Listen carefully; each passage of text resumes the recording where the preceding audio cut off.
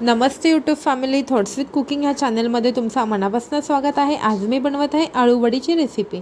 त्याच्यासाठी सर्वप्रथम मी इथे 6 ते 7 हिरव्या मिरच्या घेतलेल्या आहेत। त्याला स्वच्छ धुवून त्याची देठं काढून घेतलेले आहेत।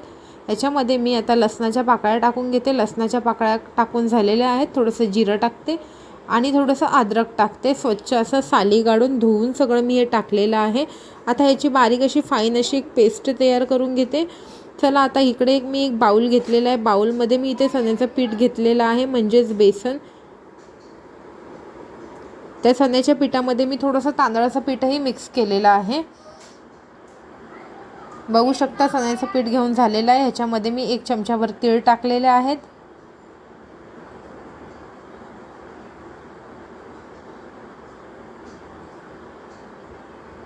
तीळ टाकून झालेलं आहे। आता मी इथे हळद टाकते, चवीनुसार मीठ टाकते।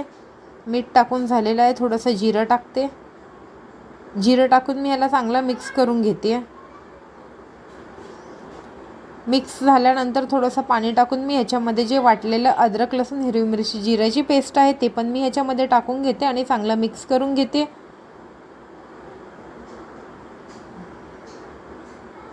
आता इथे मी आळूचे पानं घेतलेले आहेत, स्वच्छ धुवून घेतलेले आहेत त्याला। आता मी लाटण्याच्या साहाय्याने त्याचं पूर्ण जे काठ आहे त्याला असं चपटा करून घेते, म्हणजे आपल्याला त्याच्यावरती चण्याचं पीठ म्हणजे हे करायला लेअर बनवायला थोडंसं बरं होईल। आता इथे मी पीठ लावून घेते सगळ्या आळूच्या पानाला। इथे माझं पीठ लावून झालेलं आहे। आता मी दुसऱ्याही आळूच्या पानाला पीठ लावून घेते आणि ते एकावरती एक ठेवून घेते। अशा प्रकारे तुम्ही पण नक्कीच ट्राय करा। आळूचे वडे खायला खूपच छान लागतात, क्रिस्पी आणि एकदमच स्वादिष्ट आणि एकदम टेस्टी। इथे माझं चण्याचं पीठ लावून झालेलं आहे। आता मी ह्याला गोल असा याचा रोल बनवते।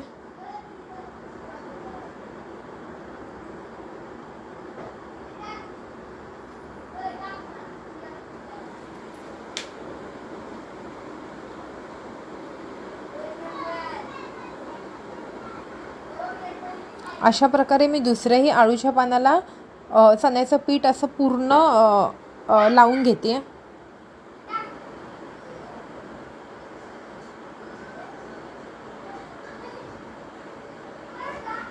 इथे माझे सगळे आळूचे पानं अशा प्रकारे माझे भरून झालेले आहेत। आता मी गॅसवरती एक पातेलं ठेवलेलं आहे, त्याच्यामध्ये पाणी उकळत ठेवलेलं आहे। त्याच्यावर एक चाळणी ठेवून हे सगळे तिन्ही पण आळूचे पानं त्याच्यावरती ठेवून एक 20 मिनटं त्याची वाफ काढून घेते। इथे बघू शकता माझे आळूचे पानं एकदम शिजून रेडी झालेले आहेत।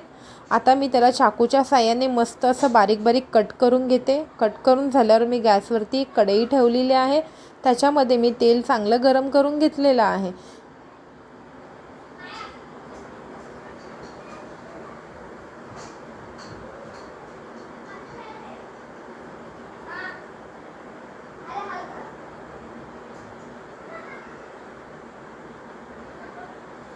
आता हे एक एक करून सगळे आळू वडी मी तेलामध्ये सोडून देते।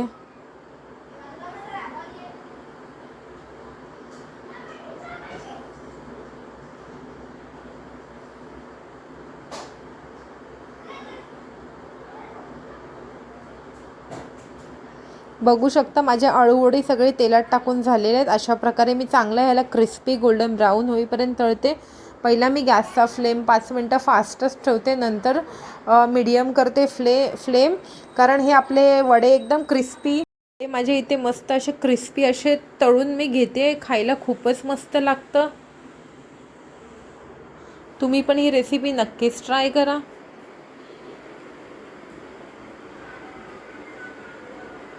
बघू शकता इथे आपल्या आळूच्या वड्याचा कलर एकदम असं गोल्डन ब्राऊन झालेला आहे। आता मी हे सगळे काढून घेते। इकडे माझी रेसिपी खाण्यासाठी एकदमच रेडी झालेली आहे। तुम्हाला जर माझा हा व्हिडिओ आवडला असेल तर माझ्या चॅनेलला जास्तीत जास्त शेअर करा, लाईक करा। बघू शकता किती मस्त कलर आलेला आहे आणि एकदमच क्रिस्पी झालेले आहेत आपले वडे खाण्यासाठी।